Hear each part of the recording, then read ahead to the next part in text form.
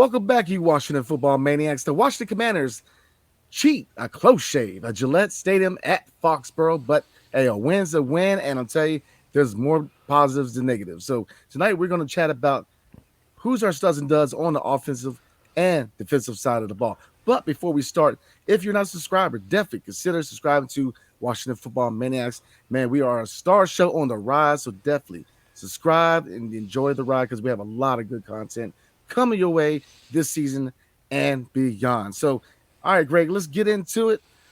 Studs Nice. and duds, offensive side and defensive side of the ball. And I'm glad I know that you're getting back to 100%, man. So I'm gonna go ahead and lead off real quick. And I think really I'm gonna save some time for yourself because I think we both have the same stud in mind Yes. on the offensive Yes. side of the ball. And that is Sam Howell. I'm trying to tell you, we have searched and searched and searched for a franchise quarterback, and we indeed have found him. Top 10 in passing yards. He continues to shine. The offensive line is starting to, I believe, moving Larson to center has been a key move. Yes. This is the second game in a row where the offensive line looks really good. They're giving him time to throw. And I'm trying to tell you, man, he looked good. Now, looking at his stat line 29 for 45, 325 yards throwing, one touchdown. And really, it should have been two because that ball went right through De'Ami Brown's hands. Lord have mercy. But I'll say this. I know a lot of people are going to say the pick, throwing it in the end zone. And I'm going to say this. Yes, you should have threw the ball away, but this is practically his rookie year. And, that decision, young guys want to try to get that ball in there. So he's going to learn that. There's going to be a learning curve for him. He's definitely going to learn those aspects of being a franchise quarterback. So I'm not too concerned at all because, like I said, that ball he threw to De'Ami Brown was perfect. I mean, time and time again, you look at passes that Sam Howell's throwing, and these are passes they need to teach in the academy. I mean, not only is it got some zip on it, it's accurate. I mean, he's incredible. I Yeah. mean, he's an incredible quarterback, and he's got a dog in him. He's got a fight in him. I mean, that running play where he extended the play, he's got a toughness to him. And here's the thing, you can't say this about everybody, but I firmly believe that Sam Howell was going to be this guy because when I saw us pick him up, and I can't believe he fell to the fifth round. And people forget that the year before, the draft before, he was slated to be a first round pick. He went back to the University of North Carolina. They lost a lot of offensive weapons. Javonte Williams was gone. I mean, De'Ami Brown left. I mean, he lost a lot of his offensive weapons and his offensive line wasn't that good, so he had to run more than pass. But definitely a first round talent at the fifth round. And again, we have found our franchise quarterback. So, what do you think about Sam Howell, man? Oh, I mean, there's not a whole lot more that I can really add. I mean, I totally agree. And the great thing, I guess, one thing I can add is the fact that anything that Sam Howell's had to work on, he has worked on. Yep. What were the things that he needed to work on? Was holding the ball too long. He was Yep. taking sacks. Now, part of that, of course, offensive line, but a lot of that was Sam Howell holding on to the ball too long. What did he do? He started getting the ball out of his hands quicker. And, of course, we made the changes up front, which immediately seemed to help. And suddenly, Sam Howell looks crisp. I mean, Yeah. he looks like he's making decisions that you don't really see out of a quarterback until about the third year. And he looks good. He really looks good. And like you said, Brandon, his passes are accurate. That pass to Diami Brown, I mean, Brown should have caught that pass. And, but I will say this. Terry McLaurin's been kind of, dropping a few passes here and there as well. But, I tell you, Sam Howell gets into a rhythm early. And you get him into a rhythm early, it's going to be a good day for that offense. I'm telling you, that scramble, 23-yard scramble for first, it was third and 23. Third and 23. Man. And Sam Howell, the funny thing is he doesn't even look that fast, honestly. But somehow he's able to scramble through and, takes a licking and keeps on running, gets the first down. I mean, yes, I kind of was like, Sam, Sam, Sam, what did you do? When he threw that pass in the end zone. But he came back the next drive Yep. and rectified the situation, and that's what you have to do. And I know that there's still people out there who still want Caleb Williams. That's his name, right? Oh, yes, sir. Caleb Williams or anybody else who they're just not convinced. I don't know what more you can ask for, Yeah. honestly. I mean, like you said, this is basically Sam Howell's rookie season, and he's only played 9 games. And to me, he doesn't look like a rookie. I mean, yes, there are times he does some rookie mistakes, but for the most part, he doesn't look like a rookie. He looks solid. And I mean, he can take this team into the future. You give him a good offensive line. And I think what else has helped, and I know that I have been a little hard on Eric Bieniemy, but Eric Bieniemy's play calling has really improved in the last 2 weeks. And I think there's no question that with Eric Bieniemy's play calling having improved, it's also been a reflection on Sam Howell as well. Now, Yeah. I felt like last week Eric Bieniemy probably was still very unbalanced pass to run, but he was calling the right type of pass plays for Sam Howell. And then this week, a lot more run involved. I loved it. It was balanced. Yes, we only scored 20 points, but it was enough to take the win. So, yeah, Sam Howell, a close second as far as a stud, Jahan Dotson. The Yeah. man's back. The Oh, man's yeah. Yes, yes, yes, yes, yes. I completely agree, man. But looking at the dud, we're gonna stay in the wide receiver room, man. And you already mentioned him, De'Ami Brown. And I'm gonna De'Ami say Brown. this. I'm gonna say this. You are, while you're correct that everybody's had their drops, especially Scary Terry's had his drops the last couple of weeks, but Scary Terry is a solidified number one option.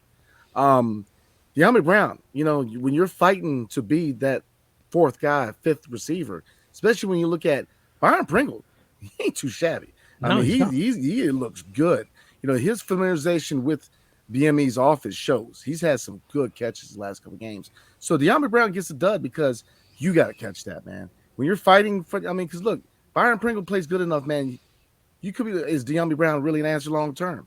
Now I know that Curtis Samuel is obviously a name that do they retain him? That's a whole nother conversation. But when you're that guy who's fighting for a spot, being that fourth or fifth receiver, you've got to make that play.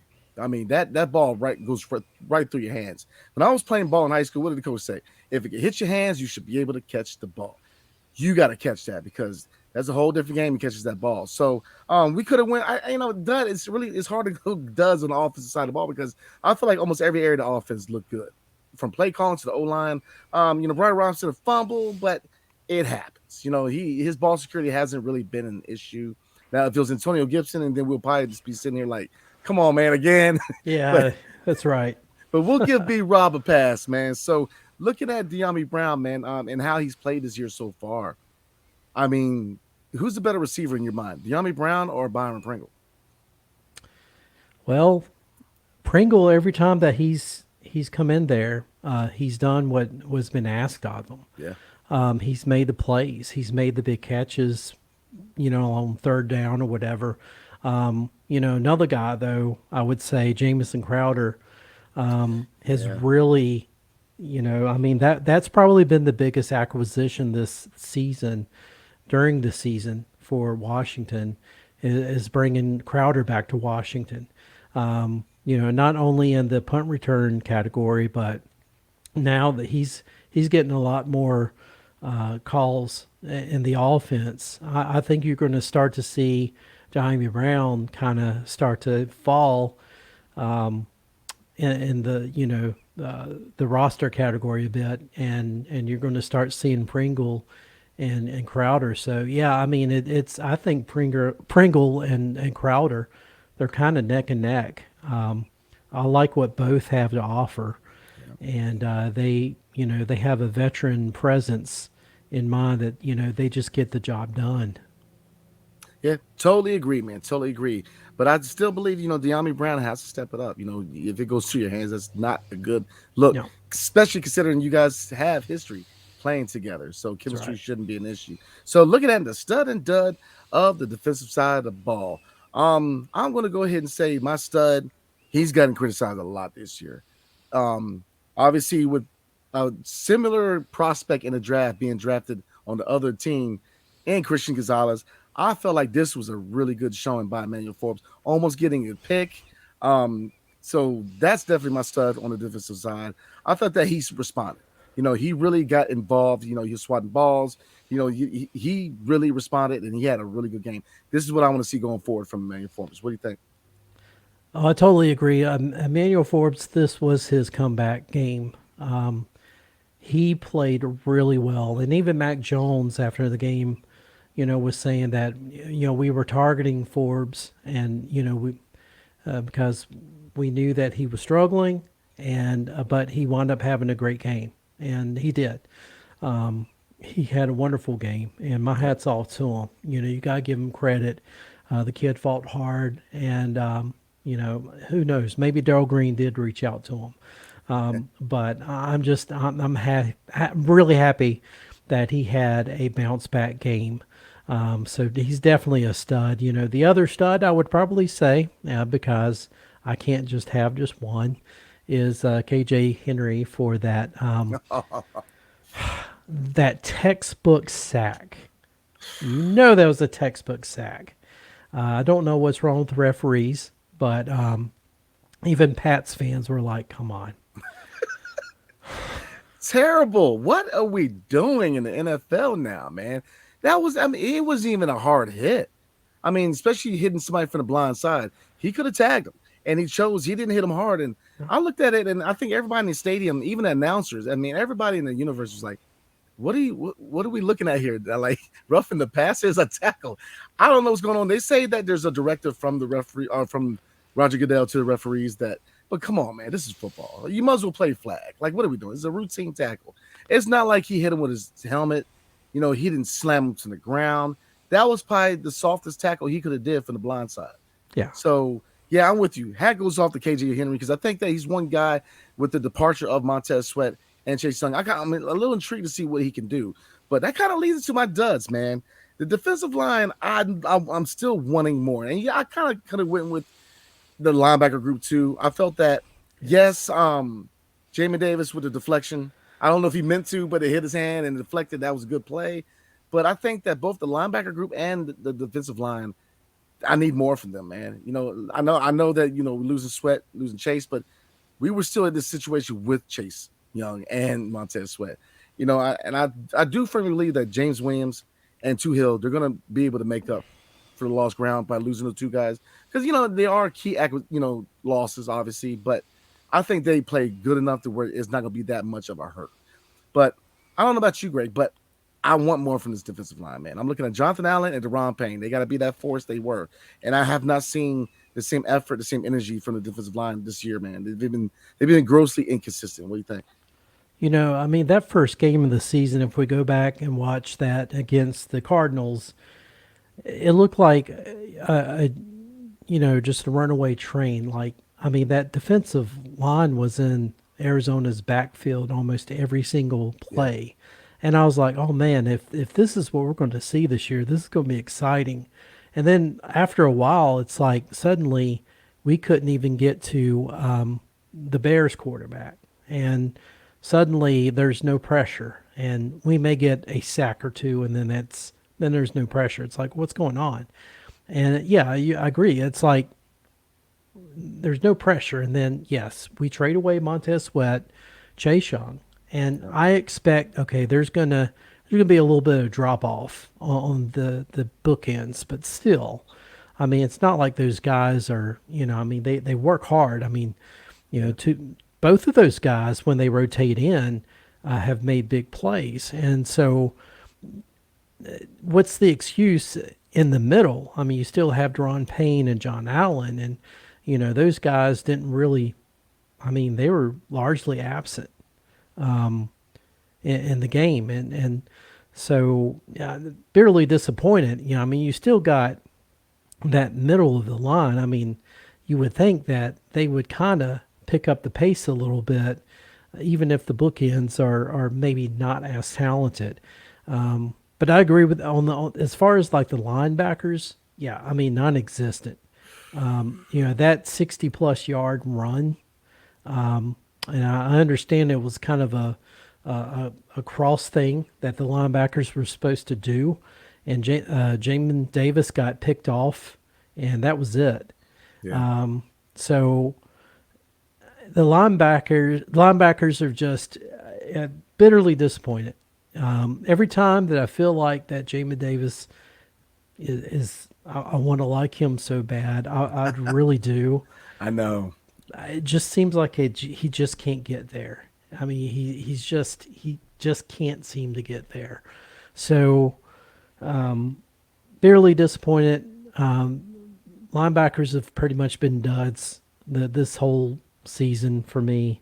But yeah, barely disappointed with that defensive line as well, and with Jack Del Rio as well. I mean, Yeah. he's Yeah. got to see what he has talent wise and be creative, and I don't see where he's been any. I mean, where's the blitzes? Yeah. It just seems like that he's just not creative at all with what he calls on defense, and it's killing us. I mean, at least they were able to hold the Patriots to 17 points. But if you look, the Patriots have been one of those teams that I think they were the second lowest scoring team in the whole entire league. Yeah. So you can't really pat yourself on the back too much with the defense there. You go against we already went against a team like the Eagles, Yeah. so you see very well what a good offense does against this defense. So yeah, duds definitely. I'd agree with you 100%. Defensive line and those linebackers.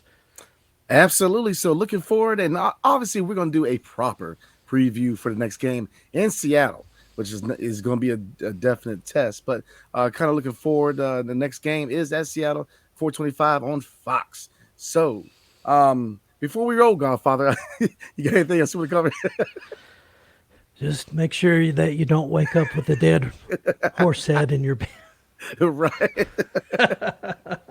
Good times, man. So definitely we appreciate you guys, man. And definitely consider being a Washington football maniac, man. Because look, we maniacs, man. We're gonna put a lot of good content out there, man. I tell you, it's gonna get interesting this season. So definitely strongly consider being a Washington football maniac. Like, subscribe, comment below. Let us know who your studs and duds are. Definitely let us know how we're doing, and definitely everybody have a blessed night. And we will see you guys Friday for a proper preview for the Commanders' next game on Sunday versus the Seattle Seahawks. So again, appreciate everybody. Hail to the Commanders, victory Monday, and peace. See you guys next Peace. time.